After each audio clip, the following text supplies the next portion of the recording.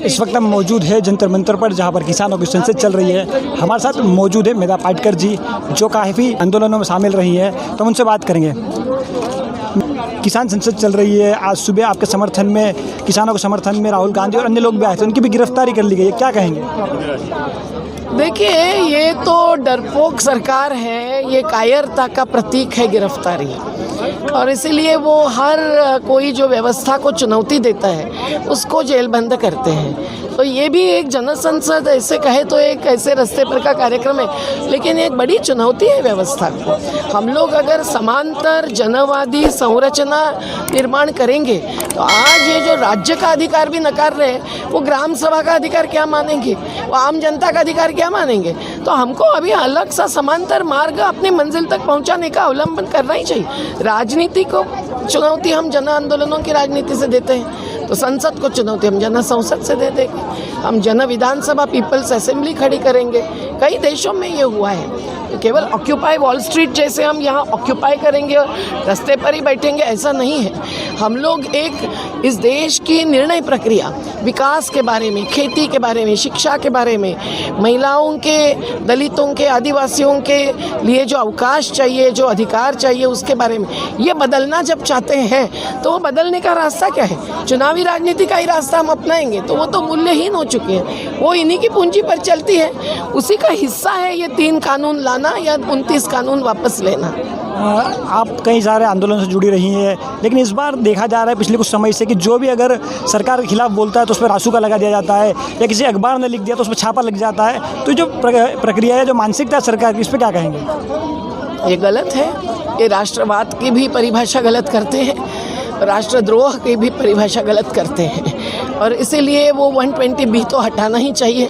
कोई कोर्ट अगर इतनी कमेंट भी करता है तो एक बड़ी हासिल ही है, सब मानते हैं। पर अन्यथा न्यायपालिका सहित जो 4 स्तंभ हैं, उन सभी स्तंभों में उन्होंने अपना स्क्रू डाला है, और इसीलिए हम लोगों को जनता का जो स्तंभ है वो कभी भी, ये 4 स्तंभों में मैं तो हरदम कहती रही, अरे जनता एक स्तंभ ही नहीं है, तो वो 5वां स्तंभ नहीं, वो पहला स्तंभ होना चाहिए। आज इस आंदोलन ने वो अपने मन में ठान लिया है। अच्छा, वो हमको आगे बढ़ाना चाहिए, और इससे जो संदेश देने हैं वो बहुत ही बुनियादी संदेश देने चाहिए बदलाव के।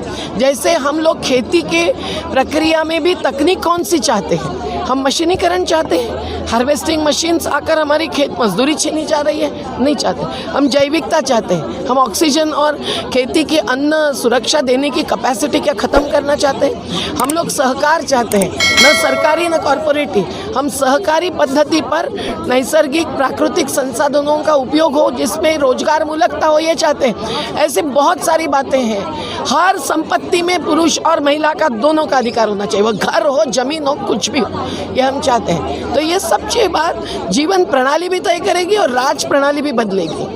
इस दिशा में बढ़ने के लिए महिलाओं की अगुवाई बहुत महत्वपूर्ण है। एक तरफ तो नजरिया नहीं बदलेगा। एक तरफ तो मोदी जी कहते हैं कि आप 2 कदमों की दूरी पे हैं, लेकिन जो उनके कृषि मंत्री है वो कह देते हैं कि अड़ियल रवैया अपनाते हैं कि एक ही बात, कानून वापस नहीं होगा, दूसरों पे बात कर ले। तो ये अड़ियल रवैया जो है, तो कैसे जो इसका निराकरण निकलेगा? ऐसे आसानी से निराकरण नहीं निकलेगा, क्योंकि 2 कदमों के बीच में कॉरपोरेट्स की दीवार खड़ी है। तो वो दीवार को तोड़ने के लिए आंदोलन बहुत लंबा ही चलना पड़ता है। नर्मदा का आंदोलन 36 साल चला है।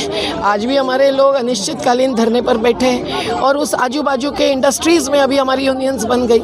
नदी पानी पर हमारा अधिकार हम बता रहे, हमारी 42 फिशिंग कोऑपरेटिव्स बन गई।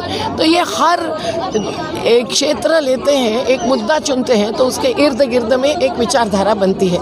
ये बुनियादी विचारधारा का बुनना, इसमें महिलाओं का योगदान बहुत अलग नज़रिया लाता है। आज अगर आपने सुना होगा, जो जन संसद बन के महिलाएँ आई है, उनकी भाषा अलग है, उनका ईडियम अलग है। मीडियम भले वही होगा, वक्तव्य, और संसद ही नाम होगा, लेकिन वो जो उदाहरण देती है, वो जिस प्रकार से विश्लेषण करती है, ये कानून का भी विश्लेषण करती है, वो बहुत अलग होता है। पीछे है, ये रखा है। मैम, एक आखिरी प्रश्न आपसे, आपकी मैम आखिरी प्रश्न, आगे के लिए किसानों की या महिलाओं की क्या रणनीति रहने वाली है इसमें? रणनीति अहिंसा की रहेगी। रण मैदान इन्होंने खड़ा किया बॉर्डर्स पर, हम तो रामलीला मैदान मानते थे।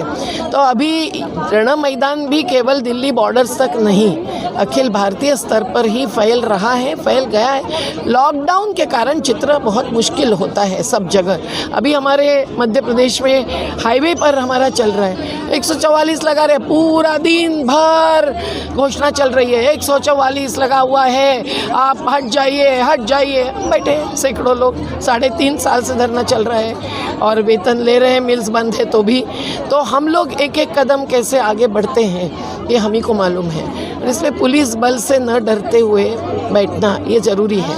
पर बैठते बैठते भी हम लोग नए नए रूप, सत्याग्रह के नए नए रूप लेना ये बहुत ज़रूरी होता है। वो केवल आज़ादी आंदोलन में ही नहीं, पर अभी भी ये ज़रूरत है नए नए रूप लेना। और इसीलिए केवल 2024 का चुनाव नहीं, पर एक बड़ी चुनौती है हमारी रणनीति आंकने की। वो सब अभी जाहिर नहीं करते हैं क्योंकि यहाँ सामूहिक नेतृत्व है और सामूहिक नेतृत्व रहना चाहिए, और उसमें 50 नहीं तो 30% तो महिलाओं का सहभाग होना ही चाहिए। धन्यवाद। तो आपने सुना समाज सेवी नर्मदा आंदोलन की जो प्रख्यात नेत्री रही उनको, कि उनका किस तरीके से इस पूरे आंदोलन को लेकर क्या कहना है, क्या उनकी आगे की रणनीति रहने वाली है। सरकार पर भी उन्होंने कटाक्ष टिप्पणी की। उन्होंने कहा कि सरकार जो है डरपोक है, सरकार उनसे डर रही है, इसीलिए इतनी हाई सिक्योरिटी है, इतनी बैरिकेडिंग है। और उसके अलावा उन्होंने कहा कि जो अड़ियल रवैया सरकार का है यही इसमें सबसे बड़ा अड़ंगा लगा हुआ है। जब तक सरकार अपने इस अड़ंगे रवैये से, अपने इस अड़ियल रवैये से हटती नहीं है, तब तक इसका कोई निराकरण नहीं निकलेगा। और ये लोग भी इसी तरह जुटे रहेंगे, चाहे 2024 तक का जो लैंडमार्क है वहाँ तक इन्हें बैठा रहना पड़े। तो कैसे लगा आपको पूरी खबर कमेंट बॉक्स में ज़रूर बताइए। किसान आंदोलन पर आपका क्या कहना है वो भी बताइए। और आपने हमारे चैनल को अब तक सब्सक्राइब नहीं किया हो तो चैनल को सब्सक्राइब कर ले और बेल आइकन दबा दे ताकि ऐसी सारी खबरों की आपको नोटिफिकेशन मिलती रहे।